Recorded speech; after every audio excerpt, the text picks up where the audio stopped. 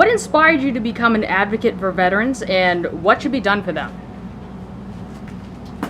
Well, there's a series of events and circumstances, I think, that kind of pushed me toward supporting our military and our veterans. First are the veterans in my family. I've got a lot of veterans in my family, so great respect for them, and going all the way back to World War I. So, and then up through Vietnam and current conflict right now.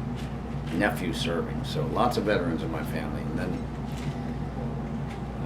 I played the Vietnam veteran in Forrest Gump, and that sort of led me to an association with the DAV, the Disabled American Veterans Organization. I started working with our wounded after that and supporting them, and then after September 11th I volunteered to start visiting our troops through the USO and supporting lots of military charities and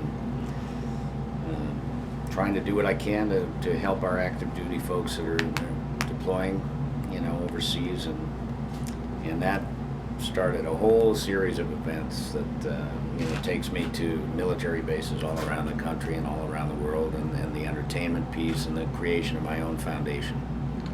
And so how has your role as Lieutenant Dan in Forrest Gump influenced your decision to advocate on behalf of veterans? Well, that was, again, I have Vietnam veterans in my family on my wife's side, so I actually started supporting various local Vietnam veteran groups in the Chicago area where I grew up back in the late 70s and early 80s.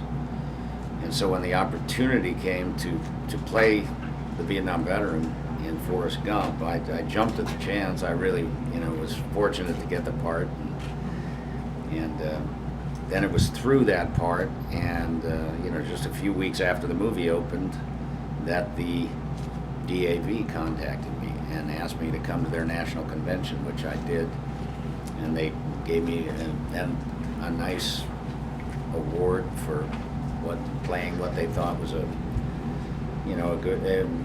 good portrayal of a disabled veteran, and so I started supporting that organization and helping our wounded. Then when we had wounded coming back from Iraq and Afghanistan, I just jumped in full on and tried to help them, and I've tried to support our Vietnam veterans and our first responders, our active duty, our Gold Star families, our wounded. Whoever's serving our country deserves our respect and our support.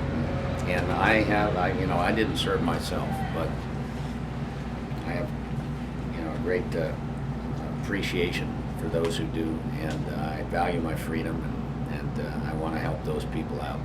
How do you feel about the Vietnam veterans who've returned home and their treatment?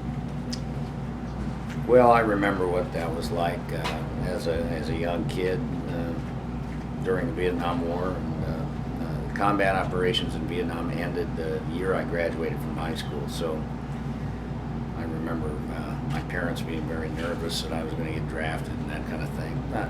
That was over by the time I was eligible for that, but it was through my wife's family, the Vietnam veterans on her side of the family, that I got a pretty good education about what it was like to be a Vietnam veteran, be somebody who was serving in a war in a foreign land, and then to come home and to have the country turn its back on you. That was something that it was very troubling to me to think that that would happen to our active duty service members deploying to Iraq and Afghanistan. We'd already been through that once. That was a terrible thing.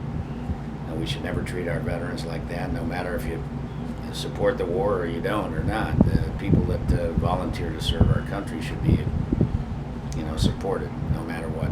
So they were a great motivator for me, I think, to get so involved, get so busy currently with the conflicts in Iraq and Afghanistan and around the world right now.